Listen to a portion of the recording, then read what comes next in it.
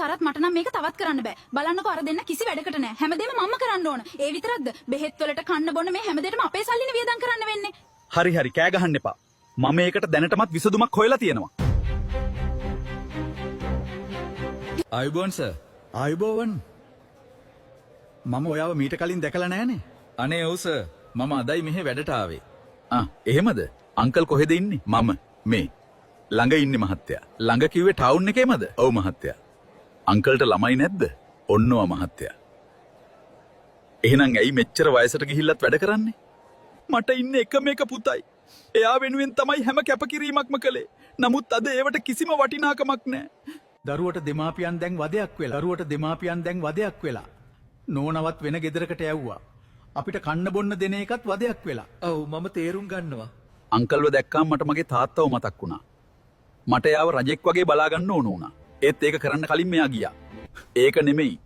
අංකල්ව වැඩට ගත්තේ කවුද? මේ මැනේජර් මහත්තයා. එතකොට අංකල්ගේ පුතා මේ කොම්පැනියම තමයි මහත්තයා. සරත්. මොකක්? අපේ මැනේජර් සරත්. ඔව් මහත්තයා. සරත්. දැම්ම මගේ කැබින් එකට එන්න. එක්ස්කියුස් මී සර්. ආද මෙයාව වැඩට ගත්තේ? ඔව් සර්. මම අදුරන කෙනෙක් මෙයා. හොඳට වැඩ කරන්න පුළුවන්. අදුරන කෙනෙක්? සරත්. ඔබ අදම මට ඉල්ලා අස්වීමේ ලිපිය දීලා මගේ කම්පැනියෙන් අයින් වෙන්න ඕන. අනේ ඇයි සර්? මගෙන් වරදක් වුණාද? වරදක් වුණාද? නැහැ සර්. කිසිම වැරදක් වුණේ නැහැ. තමුන් හිතුවද මම මෝඩෙක් කියලා? ලච්ච නැද්ද මිනිහෝ තමුන්ගේම තාත්තගේ මේ විදිහට වැඩ ගන්න? මට සමා වෙන්න. අනේ සර් වැරදියට හිතන්න එපා. ගෙදර වියදම ගොඩක් වැඩි. ගෙදර ගියාම මට කණක් ඇහෙන්න නැහැ කාන්තිගෙන්. අරක නැහැ මේක නැහැ මේ කියලා කියවන එකමයි වැඩේ. ඒ හින්දාද මෙහෙම වැඩක් කළේ? ඔව් සර්. එතකොට සරත්ගේ අම්මා කොහෙද? එයාව මං ගෙදරක නතර කළා. ඒ ගෙදර උයන පිහින වැඩ ටික කරලා කීයක් හරි හොයාගන්න පුළුවන් නේ. එතකොට තමුන්ගේ වයිෆ් කොහෙද වැඩ? එයා ගෙදරට වෙලා ඉන්නේ. වයසක ජෝඩුව වැඩට යවලා වයිෆ්ව ගෙදර තියන්නේ. ඇයි වයිෆ් වලව්වේ කුමාරි හාමිද සරත්? එහෙම නෙමේ සර්.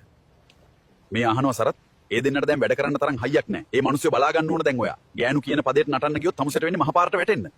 මේ ඔෆිස් එකේ වැඩිම් පඩිය ගන්නෙත් ඔයා. ඒත් පඩිය මදිලු. අපේ අම්මලා තාත්තලා අපිට කන්න අදින්න දුන්නේ අපි වැඩට යවල නෙමෙයි නේද සරත්? පුළුවන් උපරිම අපිට ඉගැන්නුවා. ඒ හින්දාමනේ සරත් ඔයාට වැඩි පඩියක් මම ගෙවන්නවා. පොඩි කාලේ ඉඳන් අපිට බත් කටවල් කීයක් කවලැද්ද සරත් අපේ අම්මා? ගණන් කරන්නවත් පුළුවන්ද? ඒවා කාලා ශක්තිමත් වුණ කටින්ම නේද අපි යාලට බනින්නේ? ඇගිල්ල දික් කර කර කතා කරන්නේ. තාත්තා අපිව පොඩි කාලේ කරේ තියන් යනවා. ඒ කාලේ අපිව දරන් හිටියට දැන් දරන්න බෑ සරත්. බීපු කිරිවලවත් ණය ගෙවන්න ඒ දෙන්නට හොඳට සලකපන්. මට තවදුරටත් ඔබව විශ්වාස කරන්න අමාරුයි සරත්. අනේ මට සමා වෙන්න සර්. මට සල්ලි නිසා ඒ හැමදේම අමතක වෙලා ගිහින්. මට තව එක අවස්ථාවක් දෙන්න සර්. මං තාත්තා බව නොකියා මෙහෙ වැඩට ගත්ත එකත් මෙච්චර කාලයක් මම යාලට සලකපු විදියත් වැරදි. Okay? But this is only your first and last chance, okay? නේ සර්ට පින් සිද්ධ වෙනවා. මගෙන් අය කිසිම වැරද්දක් වෙන්නේ නැහැ. මම මේ අවස්ථාවෙන් මගේ වැරදුන ජීවිතය හදා ගන්නවා. Thank you so much sir.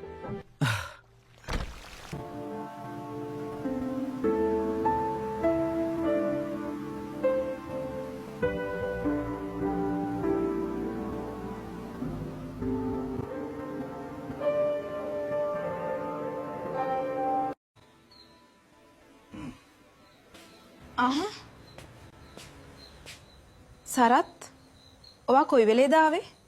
මාවද කාන්ති? නැහැ සරත්. ඇයි මේ කවදාවත් නැතුව?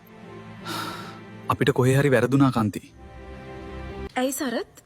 අද ඔයාට මොකද මේ වෙලා තියෙන්නේ? මම ඔයාට විස්තරේ හිමින් කියන්න. දැන් ඔයා ගිහින් මට වතුර ටිකක් අරන් එන්නකෝ.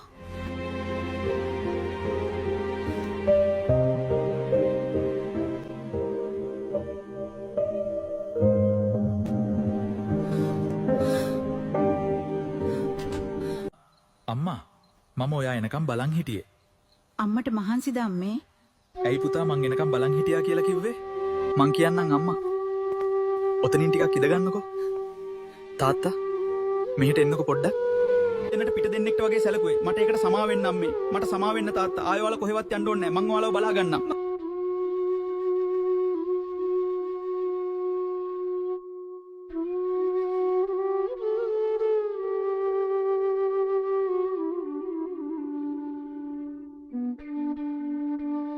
මට සතුටු වෙන්න ඒ වචන ටිකම ඇති පුතා.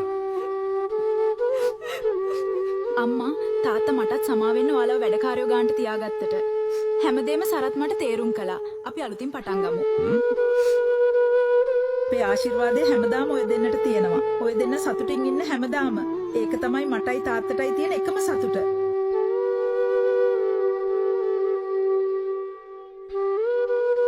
අලුත් බැදීම අපේ ජීවිතයට එනකොට අපේ දෙමව්පියන්ව අමතක කරන්න හොඳ නැහැ. පොඩි කාලේ ඉඳන් විශාල කැපකිරීමක් කරලා ඒ දෙන්න අපිව හදන්නේ. කොහෙවත් යන අටමගලයකට රැවටිලා සියදිවි හානි කරගන්න නෙමෙයි.